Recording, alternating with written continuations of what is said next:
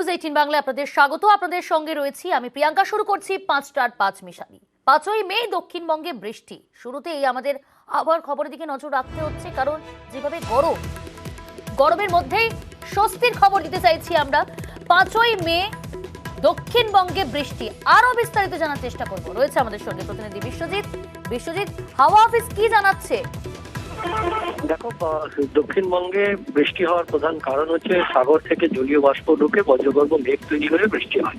কিন্তু যে পরিমাণে গরম হাওয়ার দাপট বা পশ্চিমের গরম হাওয়ার দাপট, তাতে এই যে সাগর থেকে জলীয় বাষ্প আসছে বটে, তবে বৃষ্টির মতো বা বজ্রগর্ভ মেঘ তৈরির মতো পরিস্থিতি তৈরি হচ্ছে না। 5ই মে আবহাওয়া অনুকূল হতে পারে, কারণ যে তাপপ্রবাহ চলছে আর নতুন করে তাপপ্রবাহ খুব বেশি আকারে, তাপমাত্রা খুব বেশি আর বাড়বে।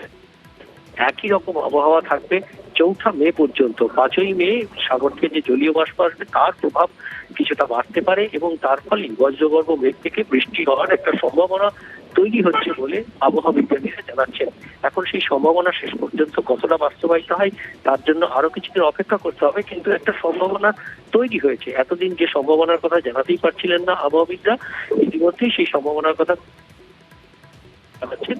তবে পশ্চিমের জেলা পুরুলিয়া, বাঁকুড়া, এই জেলাগুলিতে আজ কিছুটা বৃষ্টি হতে পারে। আজ বৃষ্টি হতে পারে দার্জিলিং, কালিম্পং, আলিপুরদুয়ার ও জলপাইগুড়ির কিছু এলাকায়।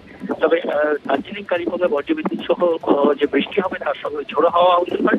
এবং মঙ্গলবার থেকে এই যে উপরের দিকে অর্থাৎ পার্বত্য এলাকায় বৃষ্টিটা আরো একটু বাড়তে পারে, এমনটাই জানাচ্ছে আলিপুর আবহাওয়া দপ্তর। তবে দক্ষিণবঙ্গে 5ই মে আগে বৃষ্টির স্বস্তির খবর যে 5ই মে দক্ষিণবঙ্গে বৃষ্টি হতে চলেছে, এমনটাই জানাচ্ছে হাওয়া অফিস। ধন্যবাদ বিশ্বজিৎ।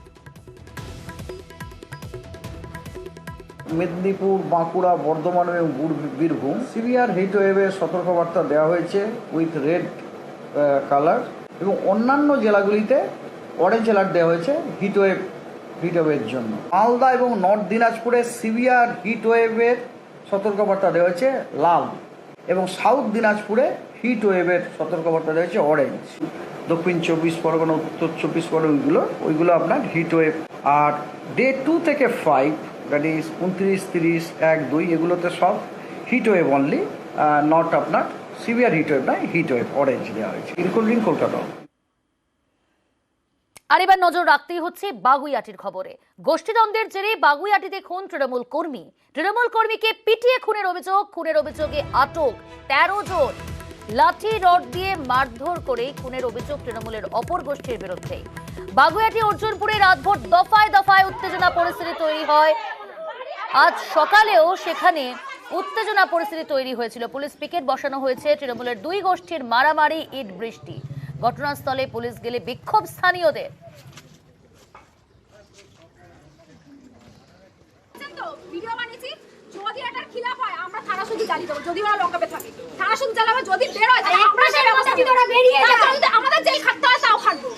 আমরা যদি না পারি আপনাদের যেটা মনে হয় সেটা করবেন। আর কিছু বলার আছে?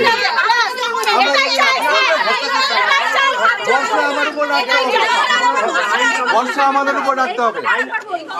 আমরা যদি কিছু করতে না পারি তখন আপনাদের যেটা ভালো মনে হয় আপনারা করবেন।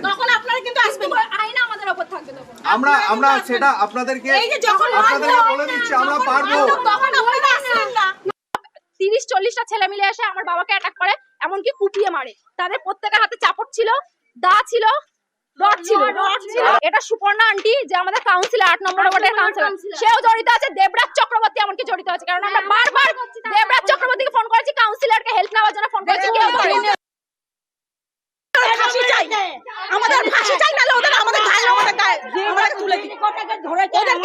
তুলে দিতে বলুন, নালে ওদের ফাঁসি চাই। 24 ঘন্টার মধ্যে ওদের আমাদের সামনে ফাঁসি দিতে। পুলিশ একটাও আসেনি। যখন ঝামেলা চলে তখন আমরা ফোন করেছি, বলছে আপনারা সামলান, আমরা যাচ্ছি পরে আপনারা সামলান। কেন পুলিশ কিসের জন্য চাকরি করছে? অভিযোগ করবো না, আমাদের ছেলে মারা গেছে, ছেলে চাই। আর নাহলে যে কোনো ধরেছে সব কটাকে ধরে দিই, আমাদের হাতে তুলে দিই। নিহতের মেয়ে বারবার দেবরাজ চক্রবর্তীকেই দায়ী করছেন। দেবরাজ চক্রবর্তী মেয়র পরিষদ বিধাননগর কর্পোরেশনের এবং তাকেই কিন্তু দায়ী করছে। তাকে বারবার ফোন করা সত্ত্বেও সে ফোন তোলেনি, এমনটাই অভিযোগ করছে নিহতের মেয়ে। এবং দেবরাজ চক্রবর্তী পরবর্তী সময় নিহতের মেয়েকে ফোনও করেছিলেন, তখন কি কথোপকথন হয়েছে শোনাবো আপনাদের। এখন দেবরাজ দা ফোন করেছে, সারা রাত যা দুটো থেকে ফোন করা হয়েছে, ফোন করেছে রাত থেকে আমরা কত কন্টিনিউয়াস আর আপনাকে ফোন করে আছি, আপনাকে সুপর্ণা আন্টিকে ফোন করে আছি রাত 2:30 থেকে। আজকে মানুষটা মার্ডার হওয়ার পর জীবনটা চলে যাওয়ার পর এখন ফোন করে খবর নিচ্ছেন পিঙ্কি কোথায়? কি দয়া দেখাবেন এখন পিঙ্কিকে? একটা ভোট পাবেন না আমাদের পাড়া থেকে, একটা ভোট পাবেন না। আসুন আমার ভোট নিতে, আপনি আসুন ভোট নিতে, আমরা দেখছি আপনি আর সুপর্ণা আন্টি আসুন আমার ভোট নিতে। কি করে ভোট পান আমরা দেখছি, এই 8 নম্বর ওয়ার্ডের জন্য আপনারা ভোট পেয়ে জিতেছেন, ঠিক আছে? আর একটা ভোট পাবেন না আপনি। ওরা তো সব সেটিং করে আছে, ফোন কেন ধরবে? মরে গেছে, এখন ফোন করবে, ধরো কথা বলে এবার তুমি, দয়া দেখাবে এবার তোমাকে, যাও। এই ফোন করার পর পরবর্তী সময় দেবরাজ চক্রবর্তী তিনি পৌঁছে যান। দেবরাজ চক্রবর্তী কি জানিয়েছেন সেখানে পৌঁছে ঘটনাস্থলে গিয়ে শুনুন। অত্যন্ত দুর্ভাগ্যজনক ঘটনা। এই ঘটনা ঘটেছে এবং পুলিশ 13 জনকে অ্যারেস্ট করেছে। ওনাদের আরও তৃণমূল কংগ্রেসের সঙ্গে যুক্ত ছিল। পুলিশ যখন মারা যায়, স্বজন হারার যে কষ্ট, সেটা কোনো রাজনীতি দিয়ে পূরণ করা যায় না। তা আমি দেবরাজ চক্রবর্তী আশ্বস্ত করার চেষ্টা করলেও কোনোভাবেই আশ্বস্ত হচ্ছে না নিহতের পরিবার। হয়েছে, এর আগেও ঝামেলা হয়েছে, ওনাকে বারবার সাহায্যের জন্য আমরা ডেকেছি, কোনোদিনই উনি সাহায্য করেনি এই ব্যাপারে। যখনই ফোন করেছি তখনই রাতে ঝামেলা হলে ফোন তুলে বলেন যে পরের দিন সকালে আমি দেখছি। আজকেও দেবরাজ চক্রবর্তী, এবং কালকে রাতেও ওনাকে যখন ফোন করা হয়েছে উনি ধরে শুধু এটাই বলেছেন, ঠিক আছে কালকে সকালে আমি দেখছি। এবার সকালটা হতে হতে জীবনটাই চলে গেছে।